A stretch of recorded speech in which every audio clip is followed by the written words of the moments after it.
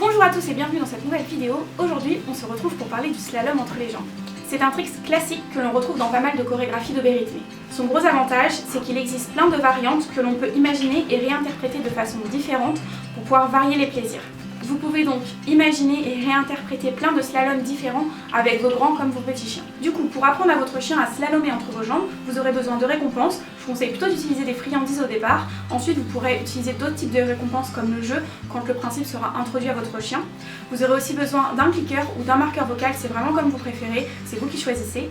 Et vous aurez aussi besoin de l'ordre touche. Si jamais vous ne connaissez pas cet ordre, j'ai fait une vidéo déjà à ce sujet, donc n'hésitez pas à aller la voir, ça va s'afficher dans le petit i ou en barre d'infos.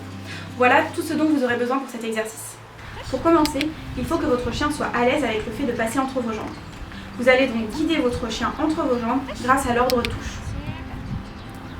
Commencez par le faire passer en ligne droite entre vos jambes, puis ajoutez progressivement une courbe à l'aide du touche pour le faire revenir à côté de vous.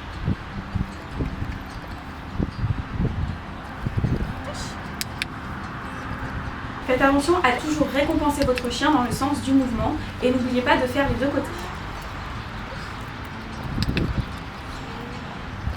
Une fois que votre chien maîtrise cela, vous allez pivoter vos épaules de façon à ne plus être face à votre chien mais perpendiculaire à lui. Reprenez tout simplement l'exercice précédent dans cette nouvelle position. Une fois que votre chien maîtrise cela, vous allez pouvoir combiner deux pas. Pour cela, rien de plus simple, vous allez commencer comme l'exercice précédent, sauf qu'une fois que votre chien se retrouve à côté de vous, vous allez avancer votre autre pas et récupérer votre chien avec votre autre main. Une fois que vous et votre chien êtes à l'aise avec les deux pas, vous pouvez ensuite en ajouter un troisième puis un quatrième. Vous pouvez aussi commencer à ajouter des distractions, comme par exemple changer d'environnement. Vous pouvez aussi introduire du jeu pour ajouter plus de mouvement au comportement. Et vous pouvez ensuite vous essayer à plein d'autres variantes de ce même trick. Voilà tout pour cet exercice, il est assez simple et accessible à tout le monde, alors j'espère qu'il vous aura plu. Si c'est le cas, n'hésitez pas à vous filmer, à poster ça sur les réseaux sociaux en mettant le hashtag LJSTraining et en me taguant. Je me ferai un plaisir d'aller voir vos entraînements et de commenter pour vous encourager et vous donner mes conseils.